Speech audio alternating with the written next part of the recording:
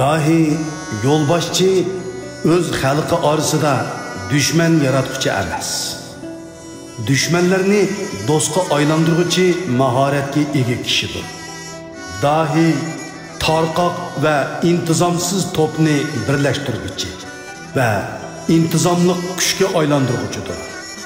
Dahi shaxsiy istaklarini axloq o'lchimi bilan kontrol qila oladigan iroda va oliy janoblikqa ega kishidir. Dahi o'z xalqining diniy va milliy qimmatlarga vakillik salohiyatiga ega kishidir. Dahi yo'lboshchining eng muhim alohidaligi odatdagi kishilar o'ylab baxmagan yoki o'ylashga jur'at qila olmaydigan fikrlarni o'ylay oladigan, odatdagi kishilar qila olmaydigan yoki qilish imkonsiz degan ishlarni qila oladigan jasoratga ega bo'lishidir. Shunga hamma millatlarning tarixi dahi yo'lboshchilarni markaz qilgan asosda yoziladi. Birinchi, Olib Ertuğ'a. Olib Ertuğ'a Uyg'urlarning eng qadimgi jasur dahisi va xaqoni bo'lib, Farscha Afrasiyab degan nom bilan mashhur bo'lgan Turan podshohi. Taxminan milodidan burungi 690-yillari ona vatanimizda tug'ilgan. 653-yili İran shohi Navruzni tirik tutib kelib, İran bilan Turanni birlashtirib, necha yuz yillik İran-Turan urushini tugatgan. Keyingi yili dadisining o'rniga qolgan bo'lgan. İran va G'arbiy Osiyoga 28 yil hukmron bo'lgan. Milodidan burungi 624-yili İranliklar tarafidan qasdga uchrab vafot bo'lgan. O Uyg'ur tarixidagi rasmiy tarixga ismi aniq xotirlangan tunji buyuk xaqon bo'lib, millatimizning Turan zaminidagi keyingi mingyillik mavjudligiga asos solgan buyuk harbiy qo'mondan. Qarxoniylar xon jamoati dal mushu ulug' zotning pushtidan deb qaraladi. Uyg'ur xalqi Olib Ertuğ'a va Navrsi Tomarisni hurmat bilan yod etib kelmoqda. Ikkinchi, Batur Tanrıqut. Batur Tanrıqut milodidan burungi 2009-yili Buyuk Hun imperiyasining taxtiga chiqib, Osiyodagi eng qudrat topgan davlatni qurib chiqqan va Xan sulolasining beqindi qilib olib, Urxun dalasining 7 asr ajdodlarimizning tayanch zimini bo'lishiga asos solgan. U vafot bo'lish oldida Sadichinning sirtidagi butun o'qiyachi qavmlarni bir oylik qilib uyushtirgan. Nomi jahonga pur ketgan Batur Tanrıqut barliq dushmanlarini mag'lub qilib, o'g'li Kun Tanrıqutga 4 xil ranglik jang otlari bilan qurollangan 1 million askarni miros qoldirib, milodidan burungi 174-yili Tuman Baliqda vafot bo'lgan. Hozirmi uning 10lik urush sapshakli Türkiye harbiy muzeyida alohida ko'zga cheliqib turmoqda. Uyg'urlar keyingi davrlarda Batur Tanrıqutni yodlab Oğuzxon dastonini ijod qilgan.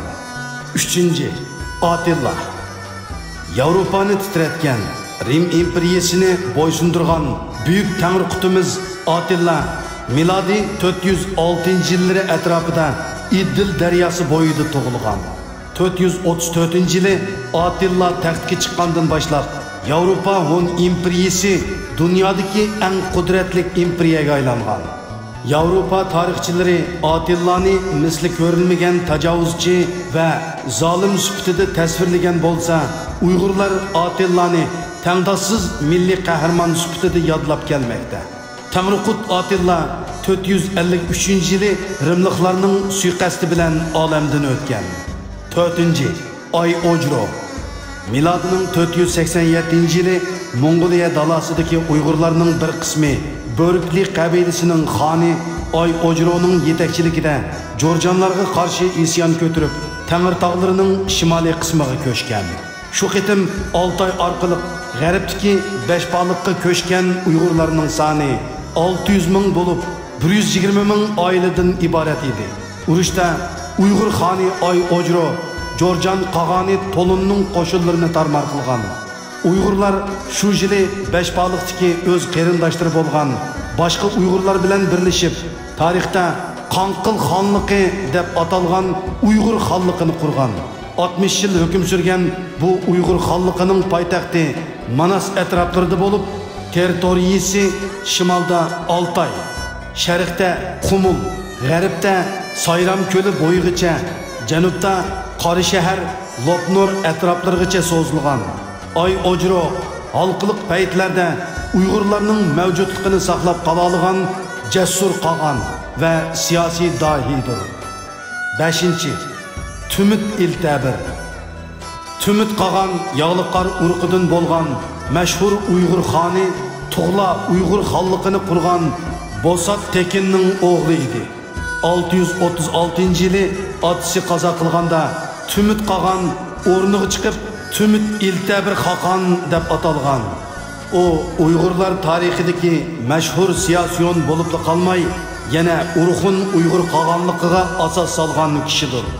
648-yili Tang sulolasining suiqasd planlashi bilan o'ldirilgan. Tümit iltabir Xitoy bilan bo'lgan munosabatlarda ustunlikni saqlay olgan va Uyg'urlarning milliy mavjudiyati uchun zo'r to'p qo'shgan dahi ve yolbaşçı bulup hesaplanıyordu. 6. Bayançur Qag'an. Bayançur Qag'an Orxun Uyghur qag'anligining ikinci növbetlik xaqoni bulup, Uyg'urlarning Asiyadagi eng qudratli kuchga aylanishida cho'ng rol o'ynagan. 750-yildagi Talas urushidan keyin Bayançur Qag'an Tang sulolasining O'rta Osiyodagi ta'sirini butunlay surib tashlagan. Xitoy Tang sulolasi Bayançur Qag'an davrida Uyg'urlarga qaram bo'lib, seliq to'laydigan ahvolga tushgan. Bayançur Qag'an 759-yili vafot bo'lgan. 7. Bilgi Tunyoqoq.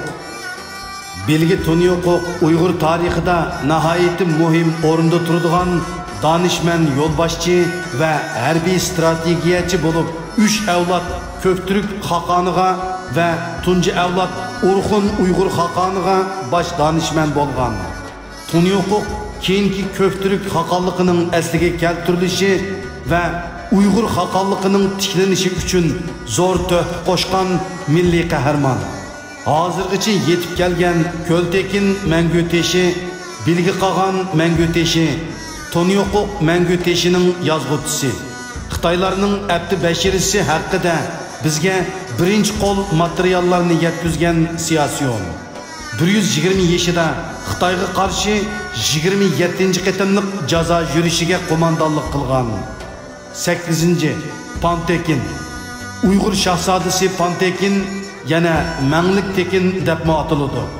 840-yili Uyg'ur Urxun Xaqonligi og'dirilib, Uyg'urlarning mavjudligi xirisga duch kelgan paytda Uyg'urlarning bir qismini boshlab g'arbga ko'chgan buyuk yo'lboshchi bo'lib, Uyg'urlarning g'arbdagi qarindoshlari bilan birlashib, Idiqut va Qarxonilar sulolalarining qurilishi uchun asos solgan.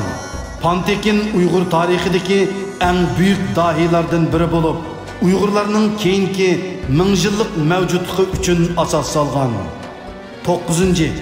Sultan Ustuq Bug'raxon.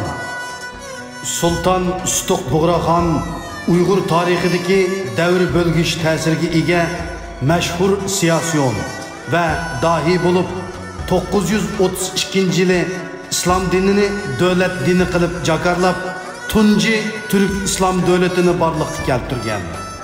Sultan Ustuq Bug'raxon Uyg'urlarning musulmon bo'lishig'ila emas, balki bütün Türk xalqlarining musulmon bo'lishig'imi zo'r ta'sir ko'rsatgan. Keyingi musulmon Türk imperiyalarining qurilishidan tortib, Osman imperiyasining Yevropani bo'ysundirishiga qadar Ustuq Bug'raxonning ta'sirini ko'rib olg'ili bo'ladi. 10. Barchoq Artekin. 1218-yili Chingizxon g'arbga yurish qilganda Idiqut Barchoq Artekinmi bu yurishga ovoz qo'shib, bütün Qarxonilar tavasini ishg'ol qilib turgan zolim kuchli xonni o'ldirib, Tarim vodisidagi qarindoshlarini zulmdan xalos qilgan. Uyg'urlar qatnaşqan barliq janglarda shaharlar va bo'stonliqlar ancha ziyonga uchirmagan. Avam xalqmu behuda qirilib ketmagan.